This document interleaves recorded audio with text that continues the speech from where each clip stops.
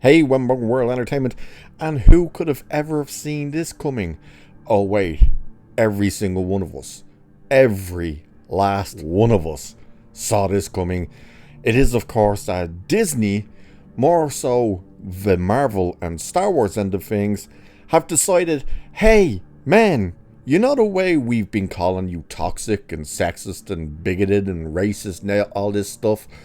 Yeah, we're still going to do that, but is there any chance you could actually come back and give us your money anyway? Because we really need it.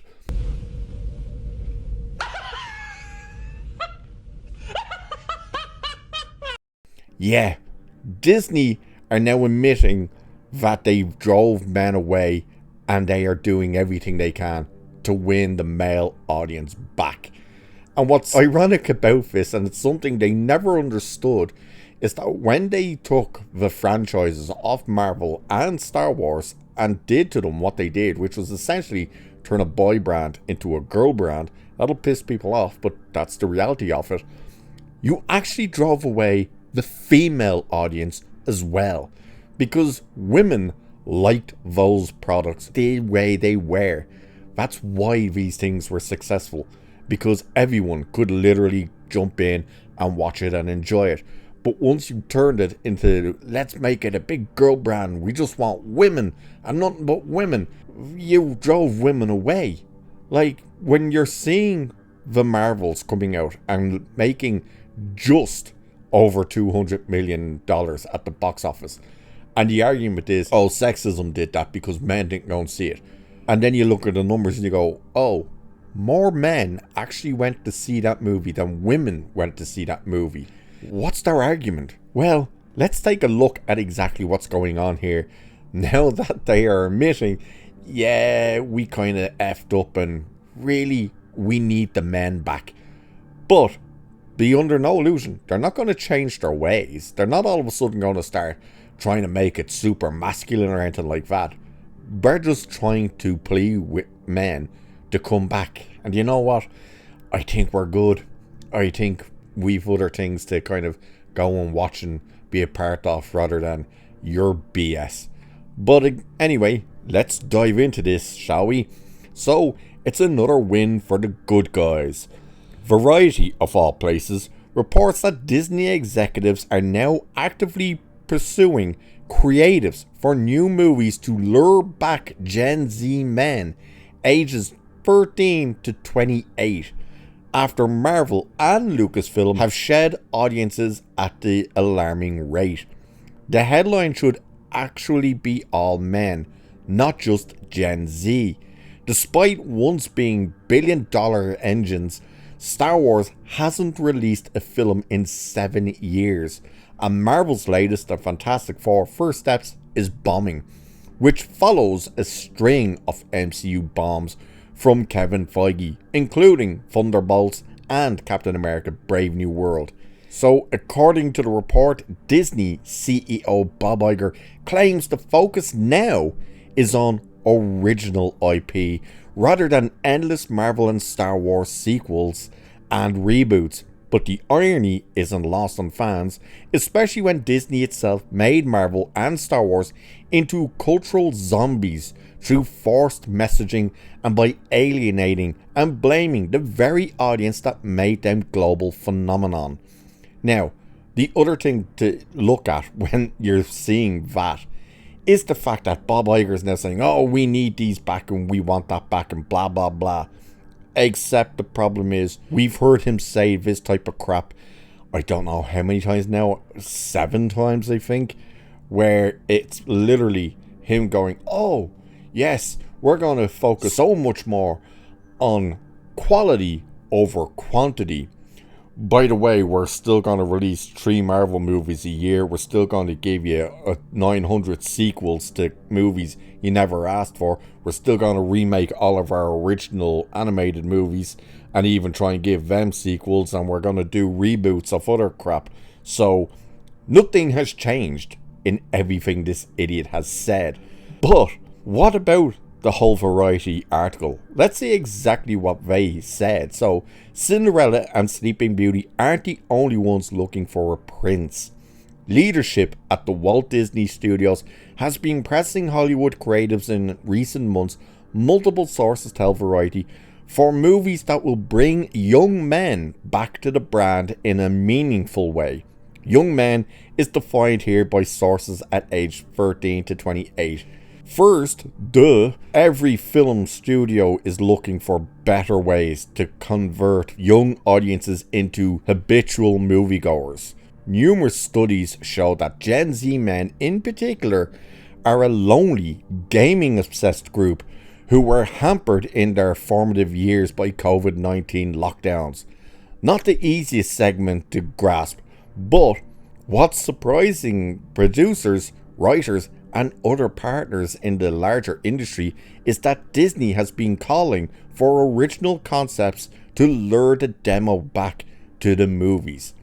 So right away, once again, you're already seeing in this article from Variety how we're not going to stop calling you all the names under the sun, like basement dwellers and all that type of shit. We're absolutely going to still do that, but we're admitting we need yous badly. Like they're saying they're a particular lonely gaming obsessed group. It's like, are you shitting us? Like, is that the direction you're going in? Oh, you're all lonely. Surely you'd like to spend some time with people at a Disney movie. No. But it goes on anyway, saying this is the same Disney whose multi-billion-dollar content engines, Marvel and Lucasfilm, have stated men of all ages over almost 2 decades since the company acquired them. Have slated men of all ages over almost 2 decades since the company acquired them. The sources say Disney has been seeking new IP and pitches such as splashy global advertisements and treasure hunts, as well as seasonal fare-like films for the Halloween corridor. The calls come as the Star Wars machine struggles to produce any film project, and the superhero genre sheds audiences by the minute.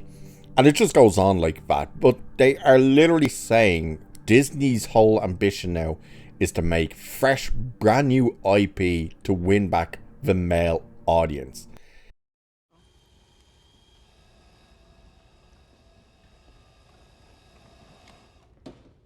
How about new? And yet at the same time, they're still going to attack the male audience, call them names, all this crap, and not actually give them new IPs at all. Like Disney itself has always been looked at and recognized as a girl brand. Everything was the Disney princess and stuff like that. Yes, they did movies like Cool Runnings and stuff, which was for everybody, but that was very much different from this standard Disney affair. When you think Disney, you think all the princesses and stuff like that, like Cinderella or Snow White or Sleeping Beauty or Beauty and the Beast and Little Mermaid, all that stuff. Nobody was really going, oh, it's all for the men. But when Star Wars and Marvel came in, yes, they were 100% the male brand that you brought in. That after you, with Marvel anyway, after you won over everybody, then you made the specific decision to go, now let's turn it into a girl brand.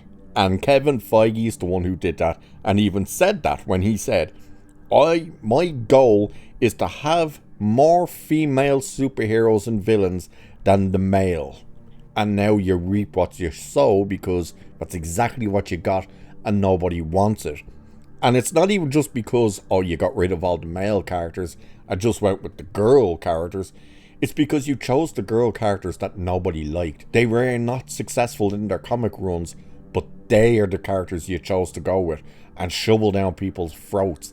And of course, once it got rejected, the whole thing of sexism, bigotry, racism, all that shit start coming out. Star Wars from day one under Disney and Kathleen Kennedy became a girl brand from day one. And once we were told the Force is female and all this shit, it was like, oh, we see what you're doing here, so bye. And of course, once again, oh, you're all sexist, you're bigots, you're racist, you're this, you're that. All these words came out, made no difference, especially seeing, once again, that the women themselves walked away from this crap. Now, they are in a position where they have to scramble and try and convince the men to come back. And the question really is, why would we? What the hell is there that we would come back for? Why would we give you a chance? Really? Like, it annoys the shit out of me when a trailer drops and you get someone like a John Campea or something jumping out there going, it's only a trailer. You have to give the movie the benefit of the doubt. No, you don't. That's the whole point of the fucking trailer, is to convince you that this is the thing you want to see. This is the thing you are willing to hand over your money to go and watch. It's not the case of, well, that trailer is absolutely dog shit, but you know what? I owe it to the studio to give them the benefit of the doubt. Even though for the past 10 years they've been burning me, calling me a bigot, a racist, a sexist, a homophobe, all of this crap. They hate me, but it's still my obligation and duty to go and give them my money. No, that's not how it works. And now the fact that they're trying to convince us to come back by saying, we're going to give you a new IP. We're not going to tell you what that new IP is, because we actually have no new IP. We can't create anything brand new. I think what they mean by their new IP is, it's just a rebranded different thing that's already been seen before. Oh look, it's Aladdin again. This time live action with CGI and stuff. It's like, you're a joke, Disney. You've no ideas anymore. You've run out completely of ideas. You wouldn't know a new IP if it came up and kicked you as hard as it could in the face. That's the reality. And now you're screaming and begging for the very people you told to fuck off. Now you're on your knees going, please come back. But again, they're saying, come back, give us your money, support us, but we're still going to call you all of these things and hate you. So, no, quite frankly, I'm good with not having to partake in any of your Disney bullshit. So, let me know what you guys, and girls obviously, think of this. Yes, there is two genders. Deal with it. And with that, I shall leave it there for this one. So like, share, subscribe, all that good stuff. Cheers, and I'll catch you in the next one.